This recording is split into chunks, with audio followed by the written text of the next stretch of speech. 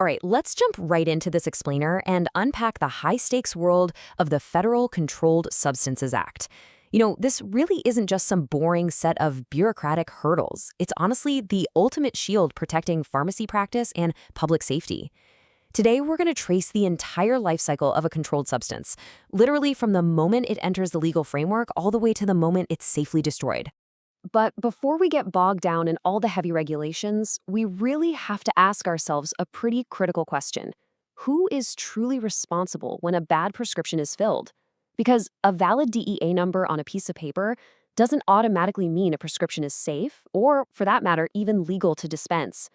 As we're going to see, the law places a massive burden of proof on the pharmacist, not just the prescribing doctor. So here's our roadmap for today. 1. Classifying controlled substances. 2. Registration and ordering rules. 3. Dispensing controlled prescriptions. 4. Specialized controls and exemptions. And 5. Destruction and monitoring. Section 1. Classifying controlled substances, building the foundation. There is this massive, uncrossable legal dividing line when it comes to the highest risk drugs. Schedule 1 drugs, they have a high potential for abuse, severe dependence, and, crucially, absolutely zero currently accepted medical use in the U.S. We're talking heroin, LSD, marijuana. Now, Schedule 2 drugs also carry that very high potential for abuse and severe dependence, but the key difference here is that they actually do have a currently accepted medical use in treatment. Think morphine, oxycodone, fentanyl, Adderall. It's a really sharp legal contrast between Schedule 1, with no accepted medical use, and Schedule 2, which are highly regulated but medically necessary. Moving on down to Schedules 3, 4, and 5, the abuse potential definitely decreases. Schedule 3 includes things like Tylenol with codeine or testosterone. Schedule 4 contains your benzodiazepines like Xanax and Valium. And then Schedule 5 features drugs with the lowest abuse potential, like certain codeine cough syrups such as Robitussin AC. But hey, don't let those lower schedules fool you. Strict rules absolutely still apply. For instance, here's a hidden trap you've got to watch out for. If a pharmacy is compounding a narcotic, it must be mixed with non-narcotic ingredients, and the DEA strictly caps that narcotic concentration at a maximum of 20%. Going just a fraction over that threshold? Legally, that turns the pharmacy into a manufacturer. No way around it. Section 2. Registration and ordering rules. The infrastructure. Speaking of registration, every single pharmacist needs to know how to verify a DEA number. It's like having a fail-proof cheat code to manually check a prescriber's registration. So here's how it works. Step 1. You add the first, third, and fifth digits together. Step 2. Add the second, fourth, and sixth digits, and then multiply that sum by 2. Step 3. Add those two totals together. The absolute last digit of this final sum must match the seventh digit of the DEA number. It's just a brilliant built-in checksum that helps you immediately spot forged prescriptions. Now, once you're officially registered, you have to actually order the drugs. And notice the massive dichotomy in the protocols here. Ordering Schedule 2 requires the rigorous, highly controlled DEA Form 222, where, get this, you can only put one single item per numbered line, or you can use the electronic equivalent known as CIOS. Schedules 3 through 5, on the other hand, well, they just use normal ordering processes. They just require highly detailed supplier invoices for your record keeping. Okay, so what does this massive 5% mean? This number represents the 5% rule. It's a pretty special exemption that allows a pharmacy to actually transfer controlled substances to another pharmacy or practitioner without having to jump through the hoops of formally registering with the DEA as a distributor. But of course, there's a catch. The total quantity of controlled substances distributed during the calendar year cannot exceed 5% of their total yearly dispensed and distributed doses. It's a super handy rule if you need to help out a neighboring pharmacy, but you've got to track it meticulously.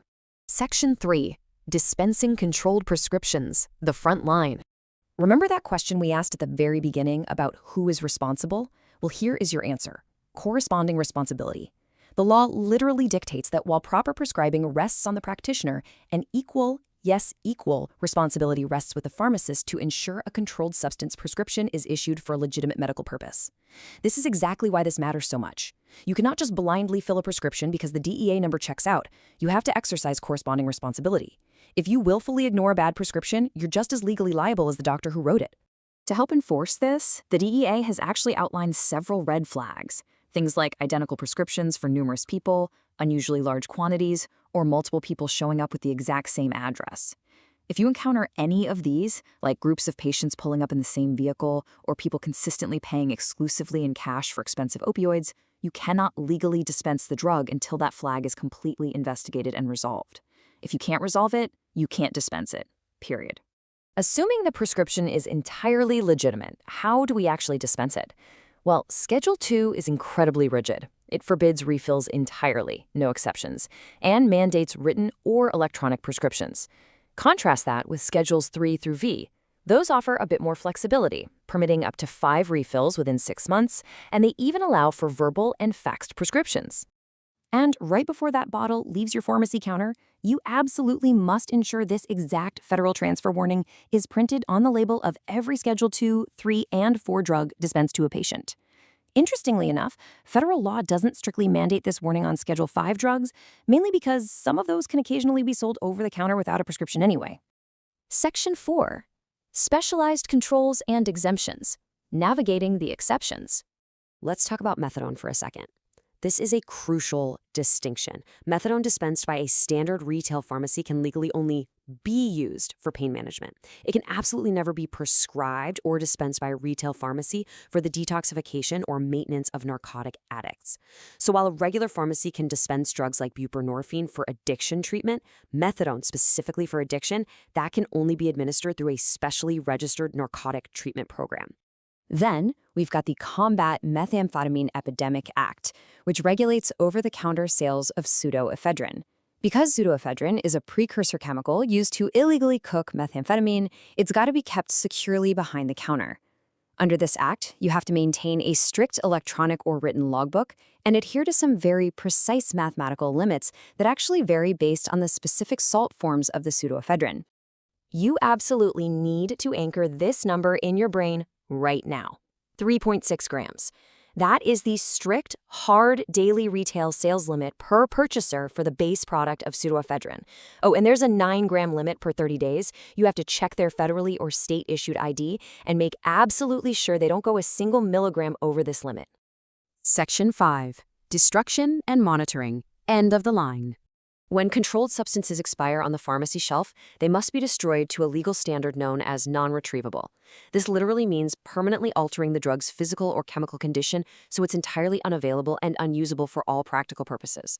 Now, because achieving this strict non-retrievable standard on-site is incredibly difficult and, frankly, often runs completely afoul of EPA regulations, most community pharmacies don't actually destroy drugs themselves. Instead, they use a DEA Form 222 to securely transfer their expired Schedule 2 stock or an invoice for their Schedule 3 through 5 stock over to a registered reverse distributor who handles the actual destruction for them. But what about your patients who want to get rid of their leftover medications? Well, pharmacies can voluntarily modify their DEA registration to become authorized collectors, allowing them to take back drugs directly from patients. They use these heavy, securely fastened collection receptacles with strictly controlled, waterproof, tamper-evident liners. Now, what's really fascinating here is the security protocol. These liners must be removed under the supervision of at least 2 employees, and pharmacy staff are literally never allowed to open, count, sort, or inventory the collected drugs. Once the drugs go in, that liner is sealed up and shipped right off for destruction. Ultimately, our absolute last line of defense in the life cycle of a controlled substance is the Prescription Monitoring Program, or PMP. These are state-run electronic databases that track every single dispensed controlled substance. The PMP flags high-risk behaviors, like doctor shopping, and provides automated alerts and even machine learning risk scores directly to prescribers and pharmacists. And increasingly, checking the PMP is becoming legally mandatory before you dispense. It's pretty much an essential tool to exercise that corresponding responsibility we talked about earlier. I'll leave you with this final thought as we wrap up this explainer. Knowing the severe legal stakes involved here, how would your own daily practice hold up to the strict scrutiny of a prescription monitoring program? These regulations, from the DEA Form 222s all the way to red flags and take-back programs, they aren't just paperwork. They are the literal firewall of public safety. So ask yourself, how strong is your firewall? Thanks for diving into this complex but absolutely vital topic with me today.